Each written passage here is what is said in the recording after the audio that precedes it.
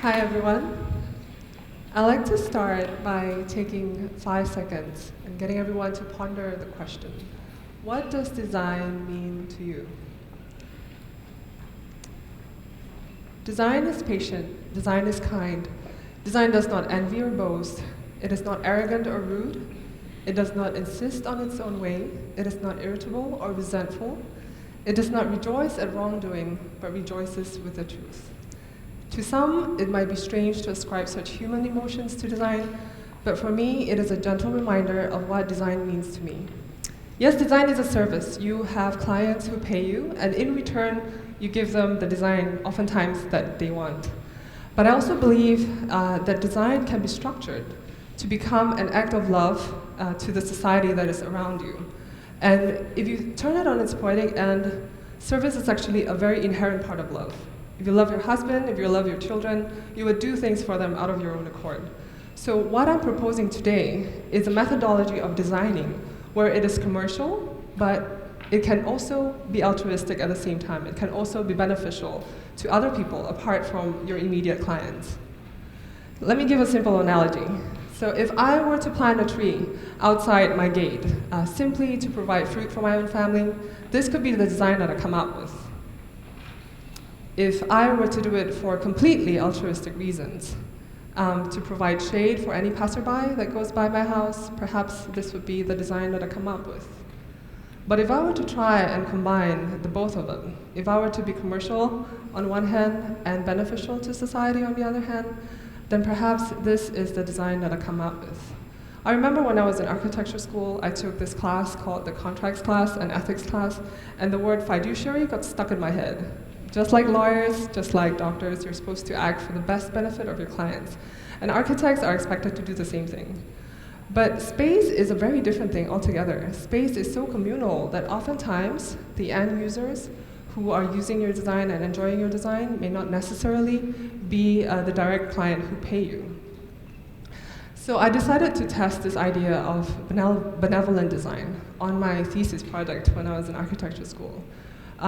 Prior to this, I had gotten a traveling fellowship together with a friend of mine, and we've gotten to Cambodia. Most of you maybe might have been to Siem Reap. This is an image that we took when we were there. Siem Reap is the most touristy town in the whole of Cambodia because it is where Angkor Wat, this UNESCO World Heritage Site, is located.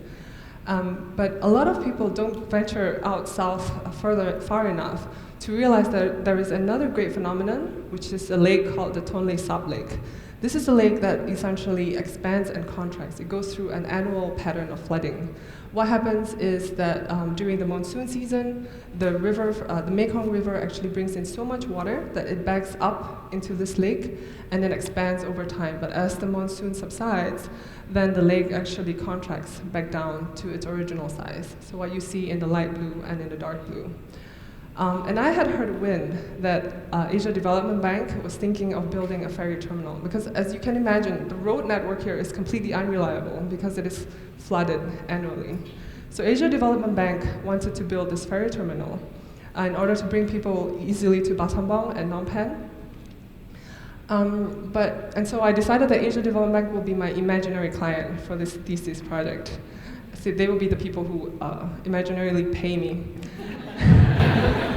But when I was there, I met these people, and I was completely enthralled by them. These people who have lived on the lake for generations and generations. Let me tell you a story. These children, they go to school not when they turn 6 or 7, they go to school when they know how to swim, because they're on the lake. And then they just live on the lake itself, they bathe by the lake, they do their cooking by the lake, and they come up with various typologies of housing, basically. And I decided that these people will be my beneficiary. This will be the people that I will be benevolent to. And I decided to research more a little bit about them. And I realized that their livelihood is very much dependent on fishing. As you can imagine, this lake going big and small. And fishing happens on various scales. They are big fisheries, there are middle-sized fish farms, but the people that are often trapped in poverty are the people who are doing the very, very small-scale fishing, sometimes even with just a fishing rod. And the reason they're trapped in poverty is because they don't harvest enough fish in order to make it profitable to go to town. They have to pay on land transportation costs to go to town. So oftentimes they depend on middlemen, and these middlemen would rip them off, and so they are trapped. So in the design of this ferry terminal, I decided that if I cannot bring the fish to the fish market, then maybe I can bring the fish market to the fish. Just like if you think about Thailand and their floating markets, if you think about Japan and their fresh food market, maybe in Cambodia we could have an iconic structure, an iconic fish market that the tourists could have a symbiotic relationship with. Tourists are sick and tired of looking at iconic buildings. I mean, it's great and beautiful, but they also want to know the daily life of the Cambodians. So this will be a place where they could interact with the local fishermen. At the same time, the restaurant could benefit from a constant flow of fresh fish, and the passengers could enjoy it while they're waiting for the ferries. And the other interesting thing is that the design of this ferry terminal is very much inspired by the typology of these local people themselves. Remember I told you about this lake that expands and contracts? The crazy thing is that sometimes it goes up and down by about 10 meters. And so there are these houses that are just stuck on stilts and they're stationary, and then there are also these houses, as you can see in the foreground, that moves around. They basically float around, and over the course of the entire year, as the water increases and decreases, the relationship between the two is very, very interesting on an urbanistic scale. So these ended up being the design for the fish market. What happened is that it is a floating platform, and during the dry season, it became a ramping system that allows the fishermen to flow out onto the bay to basically sell their fish. And interestingly, it actually coincides very much with the fishing pattern. So as this lake subsides over time, the fish that had earlier come in during the monsoon season gets trapped in this lake, and so harvesting is that much more easier, and a lot of fishermen just go out there and get this fish. And during the wet season, then their fishing activities are confined, and they can sell their fish just on this platform and not be affected by the flood at all. The other thing that I believe benevolent design could work is because it is so scalable. It does two things. One, it gives designers the ability to dream big if they want to, but it also takes the pressure off their back. If they don't want to design this huge master planning scale, if they just want to contribute a little bit, they could do that as well. So you could harness 1,000 designers, and everybody just contributes what little they are willing to contribute, and the result will be immense. So I tested it out again on this on a master planning scale. This is the location of that ferry terminal. Nom Krom Hill is actually elevated. The whole idea is that because it is elevated, it becomes, when it's flooded, you can still see it. It's not completely underwater, and becomes a good landmark. And so the boats can get to it easily. So during the wet season, there is no problem. The ferry terminal is there, and the boats can get to it. But during the dry season, what happens is that the shoreline can be kilometers out towards the lake itself. And so even when the Asia Development Bank was thinking about this, they knew they had to essentially excavate a canal. They had to dig out earth to create this canal so that the boats could go inland. But in the course of researching about these people, we also realized that there was a lot of poaching going on. There's currently a bird sanctuary. It's also a UNESCO natural heritage site. So birds are migrating in and out all the time, and they're very interesting animals that should be preserved. They're actually crab-eating macaques, and there are also otters who live in this floating forests. And so I decided maybe this could be an educational opportunity where the local people could learn about their animals, where the animals could be preserved. And so in digging out this canal, the proposal is that you do a cut and fill. You take out the earth and you create mounds alongside it, and these mounds will be where the animal sanctuary could be. And so on the left you see that the ferry terminal ended up being not just a fish market, it ended up being a bridge as well that connected Nom Krom Hill to this animal sanctuary, so it's a 3-in-1.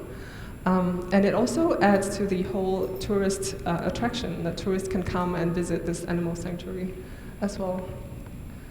So this is what you see in the model form, the 2 long arms and the bridge, and the sort of earth mounds that goes down for the animal sanctuary. And on a smaller scale, I tried to test it out as well. Remember that platform that goes up and down? They have to be essentially supported by columns. So I was thinking, apart from being just columns, what else can they be? So this ended up being sort of a pipeline that brings fresh water harvested from the roof down so that the fishermen could then do their cleaning a lot easier. Some of them could also become light posts so that they can have it at night. Now, this idea of benevolent design actually is not new. It's not something I came up with. This is a sketch that I did when I was in Turkey some time ago. I saw on the right this tent structure, and it required basically a support base, and whoever the designer was, this anonymous designer, was so poetic and so smart. He just took a ceramic pot, turned it on its back, and put it on. But out of his thoughtfulness, he put a metal tray on it, and he just threw some chairs around, and it became a space where the community could come to have afternoon coffee, afternoon tea. So again, benevolent design is not scary. You don't have to be a great designer to do it. Everybody could contribute a little bit to benevolent design. We all actually know that the people who need design the most are the people who cannot afford design, but very often we forget that the people who can afford design live in very, very close proximity to the people who cannot afford design. And if we were to dream big, if we were to dream of a day when corporate social responsibility can be put into design, a day when design can be kind, can be not self-seeking, a design that basically loves and hopes, then I believe we will have a better society for everybody. Thank you.